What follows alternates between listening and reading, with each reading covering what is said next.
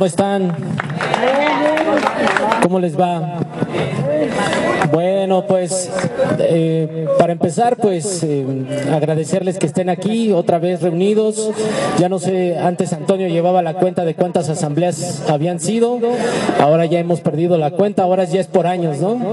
Este sería el 13º año, fíjense, 13 años estando aquí reunidos. Y bueno, pues les agradezco el espacio.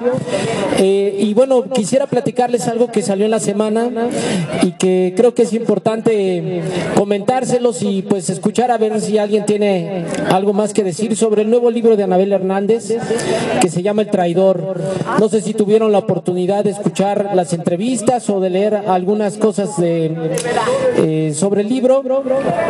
Hicieron algunas presentaciones sobre el libro y regalan algunos capítulos de el maravilloso libro de Anabel Hernández, que tuve la oportunidad de entrevistarse con el abogado de el hijo de Vicente Zambada, ¿no? El Vicentillo, que está atrapado, como saben ustedes, está encarcelado en Estados Unidos por narcotráfico, que fue atrapado aquí en el gobierno de Calderón y que fue el mismo Vicentillo, que eso es lo que cuenta Anabel Hernández en el libro, en El Traidor. Cuenta la historia de cómo el Vicentillo tenía un acuerdo, eso es lo que le cuenta el abogado, que está a punto de morir, enfermo de cáncer. Se entrevistó algunas veces con Anabel Hernández y Anabel Hernández cuenta en el libro cómo es que se encontraron algunas veces y le habían pedido a Anabel Hernández que fuera ella quien documentara la historia del hijo de Vicente Zambada.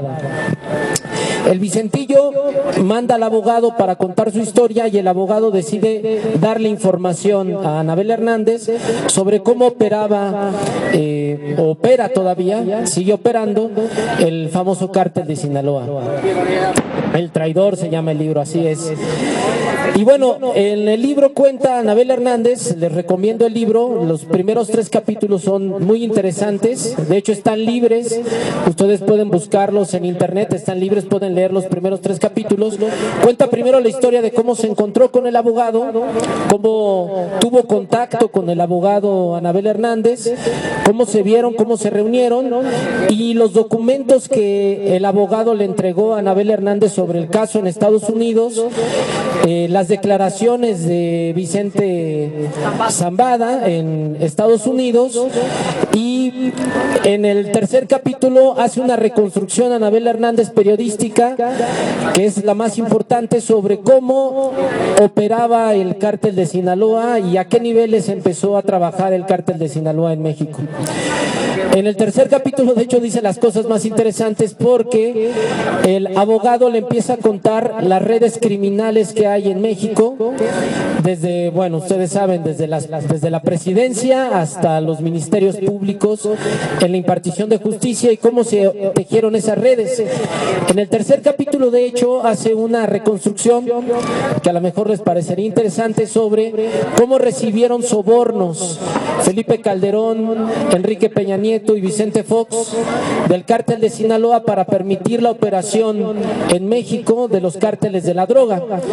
Y Anabel no habla al aire, de hecho es información que apareció en los juicios de Vicente Zambada en Estados Unidos y con la información que además aporta el abogado, que como ustedes saben, las operaciones criminales son bastante detenidas, bastante detalladas, y le entregó a Anabel Hernández los libros, es decir, los depósitos, las cuentas, la red criminal a partir de la cual se pagaban los sobornos a todas las redes y todas las estructuras criminales en México.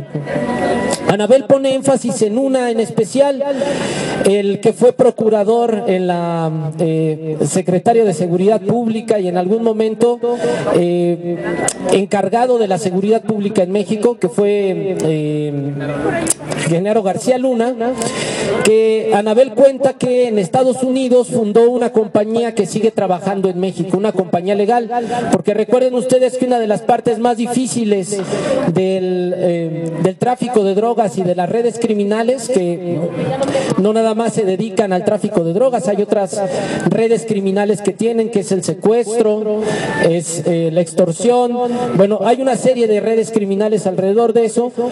La parte más difícil es cómo hacer dinero ilegal, hacerlo legal. No nada más se trata de tener el dinero, sino cómo convertir ese dinero en dinero limpio.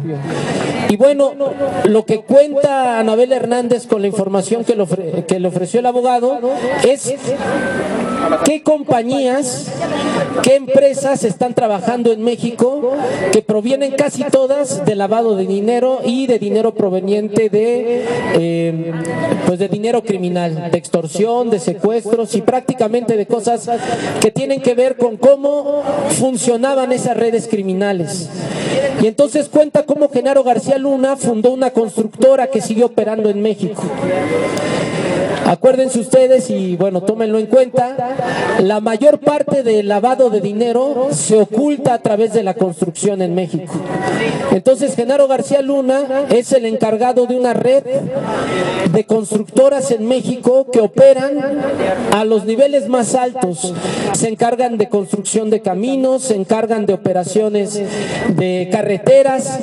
Cuando nosotros pasamos una caseta, probablemente estemos siendo víctimas de una red criminal que se encarga de operar algunas de las redes de caminos y de cuotas de cobros de caminos en Estados Unidos. Sí, Anabel. Adelante. Sí, por favor.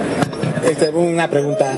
Anabel acaba de decir que hemos pasado del estado de violencia al estado de terrorismo.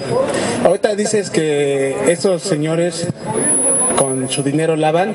Entonces una de las intervenciones de Estados Unidos es captar ese dinero de las drogas. ¿Qué opinas? De hecho, una de las cosas que cuenta Anabel Hernández es que, de hecho, la operación criminal no se hace simplemente con el apoyo del gobierno de México, sino con el apoyo del gobierno de Estados Unidos. Y que, de hecho, los acuerdos que tienen los criminales mexicanos en Estados Unidos son con la CIA y con la DEA, para poder controlar no solamente el tráfico de drogas, sino para poder limpiar el dinero que se utiliza, por ejemplo, en Estados Unidos se utiliza ese dinero para hacer lo que se hizo en contrainsurgencia en Bolivia, lo que se hace en Centroamérica. Es decir, ese dinero de las drogas se utiliza para obtener armas y para operar las estrategias políticas, los golpes de Estado que se dieron o que se están dando todavía, por ejemplo, en Bolivia, ¿no? ¿Cómo se opera ese dinero criminal, esas redes criminales para... Esto no es la primera vez, ha ocurrido durante prácticamente todo el siglo XX, cómo es que Estados Unidos opera esas redes criminales para... desde los Irán contra... Sí, bueno, en Nicaragua, en Centroamérica, así es también, ¿no? En Afganistán, en Irán, cómo es que esas redes criminales han funcionado para poder financiar las redes criminales también que operan los golpes de Estado y que además financian abiertamente a gobiernos que apoyan eso sí, narcoestados, como los llama Anabel Hernández, ¿no? Y que tienen toda la razón. Y bueno, otra de las cosas que dice Anabel Hernández y que es importante tener en cuenta es cómo es que estas redes siguen operando a tal punto que en prácticamente en toda América Latina siguen construyendo una parte muy importante de esas redes criminales. De hecho, la parte más fuerte del libro de Anabel Hernández es que dice cómo es que parte de ese dinero que utiliza Estados Unidos y que utilizan estas empresas, lo hacen incluso para financiar algo que a lo mejor ustedes han visto en redes sociales, que son las operaciones de bots, las operaciones de fake news. Abren empresas, ¿no? Empresas fantasmas con las que operan prácticamente el dominio de la información y cómo van poco a poco ligando información torcida para tirar gobiernos, ¿no? Y para funcionar gobiernos. Bueno, una de las cosas, les invito a leer el libro, y una de las cosas en las que insiste Anabel Hernández y que me parece más interesante es por qué todavía no se ha actuado en contra Fox, Calderón y Peña Nieto. O sea, ¿qué está ocurriendo? Que todavía no se ha dado el paso definitivo para proceder legalmente con la información que Estados Unidos tiene para encarcelar a estas redes criminales y terminarlas definitivamente. O sea, ¿qué está pasando? ¿Qué es lo que impide finalmente que estas redes criminales terminen de operar y se desmonten prácticamente todas? Y Anabel dice algo que también es muy interesante y que de hecho van a ver en la jornada. Aparece una nota, no sé si lograron verla hoy en la mañana, sobre cómo operan también estas redes criminales en el sistema judicial. De hecho, le voy a pedir aquí al compañero, hay una parte del... No sé si lo ven en la portada, dice: encarcelan a ex juez por megafraude, despojó de casas a 51,000 en Nayarit, ¿no? Y era una red criminal que operaba en, Sonora, Sinaloa, Chihuahua, en varias partes. Y una de las cosas que dice Anabel Hernández es que prácticamente todo el sistema judicial mexicano está comprado por las redes del narcotráfico, y que esas redes operaban también y siguen operando con recursos del narcotráfico, y que prácticamente todas esas redes criminales siguen operando en el mismo nivel, es decir, están coludidos ministerios públicos, jueces, están metidos en detener, ¿sí?, las denuncias y en operar las denuncias que se han hecho en contra y hacer las investigaciones correspondientes para poder encarcelar y terminar con estas redes criminales. De hecho, es una muy buena noticia que haya llegado Bernardo Batis al Consejo de la Judicatura. De hecho, parece ser uno de los momentos más importantes que tenemos en la historia de nuestro país para que llegue un hombre honesto que se encargue de revisar los procedimientos legales de los jueces, es decir, que empiece a depurar poco a poco el sistema criminal en México.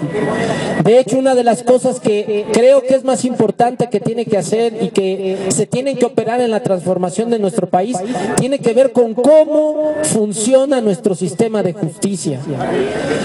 Que los jueces, los ministerios públicos, las policías se capaciten y se limpien por completo para poder entregar a todas estas redes criminales a donde pertenecen, que es la cárcel. ¿Sí?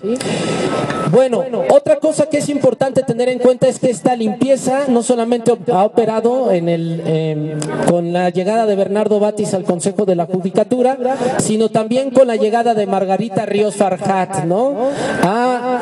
Después de la renuncia de otro juez de la Suprema Corte que está metido y que fue además operador político y operador financiero de Genaro García Luna, que es Eduardo Medina Mora, que por fortuna renunció a la Suprema Corte de Justicia, que se fue huyendo del país, por cierto, además, porque sabía que estaban detrás de él y que en algún momento lo iban a atrapar.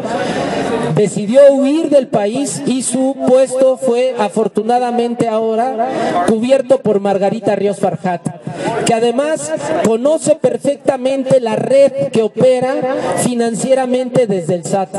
De hecho, ella tenía a su cargo parte de lo que en el SAT se investiga para saber hacia dónde van, ¿sí?, las redes de dinero. Entonces es muy importante que Margarita Ríos Farjat haya llegado ahí, porque, como dice Anabel Hernández, una parte muy importante de poder ver procesados a estos criminales que han saqueado al país, que se han dedicado a robar a manos llenas, a acabar verdaderamente con la corrupción, depende enteramente de que nuestro sistema criminal, de que nuestro sistema judicial procese a estos criminales.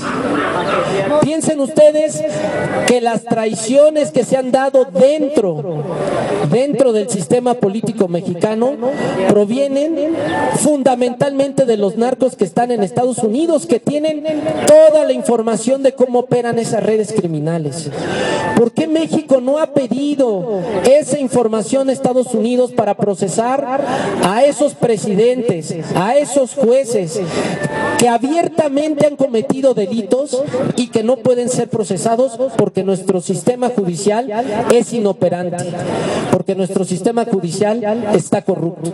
Entonces yo veo como un punto muy bueno, muy a favor, que haya llegado al Consejo de la Judicatura, que haya sido nombrado como presidente del Consejo de la Judicatura, al maestro Bernardo Batis y a la doctora Margarita Ríos Farjat como presidenta de la Suprema Corte de Justicia. Sí, bueno, y también que se nombró y que se ha impugnado tanto, ¿no? Y que ha sido terrible impugnación de la hija de Rosario Ibarra, ¿no? Rosario Piedra, que llegó a la Comisión Nacional de Derechos Humanos.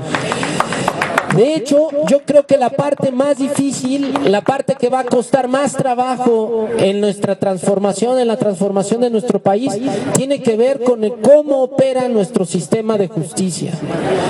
Por eso es que es un muy buen punto que ya empiecen, por ejemplo, a procesarse esos jueces que cometen fraudes, que operan fraudes millonarios, compañeros. Imagínense, 50,000 casas del Infonavit apropiadas, mal vendidas a gente trabajadora. Imagínense cuánto dinero se opera en ese tipo de redes criminales, y es el mismo juez quien operaba esa red criminal, y fueron otros jueces que están procesados también los que lo entregaron, los que entregaron esa información. Esperemos que poco a poco la transformación de nuestro sistema judicial vaya dando luces y se empiece a procesar a esos presidentes criminales que tejieron esas redes de corrupción. Que dejemos de ver a Peña Nieto en sus viajes, a Calderón queriendo hacer un partido político, a Fox opinando y viajando a todas partes con dinero que verdaderamente obtuvieron de las redes criminales, compañeros, porque ¿de dónde más pudieron haber obtenido la vida que tienen ahora? Si no es del narcotráfico y de haber lavado dinero del narcotráfico, de los sistemas de redes criminales. Creo que es muy importante la publicación del libro de Anabel Hernández, porque nos abre los ojos con respecto a cómo funcionan esas redes criminales. No, hombre, ¿qué? Para que vean cómo funcionan esas redes criminales, y además la necesidad que tenemos como país de librarnos de esas rémoras, de esas sanguijuelas terribles que han estado durante 50, 70 años robándole al más pobre, al que menos tiene. Imagínense, esos son los que se quejan de que hay becas. Esos son los que se quejan de que hay apoyo para adultos mayores. Pero cuando se trata de robar y de recibir dinero criminal, no tienen empacho. Vean cómo protestaron abiertamente, cómo se opusieron abiertamente al nombramiento de Rosario Piedra, y no han dicho nada de que Anabel Hernández demuestra con documentación cómo recibieron millones, compañeros, empresarios, políticos, lavando dinero del narcotráfico y de las redes criminales. ¿Por qué no aparece nada de eso en redes sociales? ¿Por qué no se multiplica? ¿Por qué no hay quejas? Porque son ellos los que operan desde las redes sociales y desde el control de información. Tienen un lobby muy fuerte, millonario, para evitar que esta información se difunda. Entonces creo que es bien importante que seamos conscientes cada vez más de que esas redes criminales siguen operando y que tenemos una necesidad enorme de desmantelarlas, porque si no vamos a terminar como terminamos, o como terminó Brasil, o como terminó Bolivia, con Lula encarcelado y con Evo, sí, fuera de su país, víctima de un golpe de Estado. Porque ¿con qué se operan los golpes de Estado, compañeros? Con dinero criminal, con las redes de lavado de dinero. Con eso se compran armas, con eso la CIA compra voluntades, con eso rompen la unidad política que hay en los pueblos para finalmente reprimirlos y terminarlos destruyendo. Vean las primeras planas de ahora de Forbes, que aparece la ahora autonombrada y legítima presidenta de Bolivia, Yanine Áñez. ¡Es furia! Le están lavando la cara a esa red criminal. ¿Y por qué Bolivia? No solamente por sus fuertes, por el fuerte valor que tienen sus recursos naturales, sino porque además es una parte muy importante de cómo operan las redes criminales en América Latina. Por eso es que ahora le están lavando la cara a Yanine Áñez, ¿no? La ilegítima presidenta de Bolivia, ¿no? La autoproclamada presidenta de Bolivia, ¿sí? Por eso es que está tan fuertemente el lobby operando, el lobby periodístico, para hacer pasar como legítima a una persona ilegítima. Nosotros ya vivimos eso, compañeros. Piensen en lo que fue Genaro García Luna y en lo que fue Calderón. Fueron presidentes ilegítimos llegados al poder con dinero criminal, con dinero construido en las redes del narcotráfico.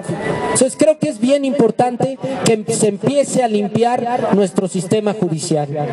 Espero que les haya gustado la charla breve, espero escuchar sus comentarios y seguimos en la lucha, compañeros. Muchas gracias.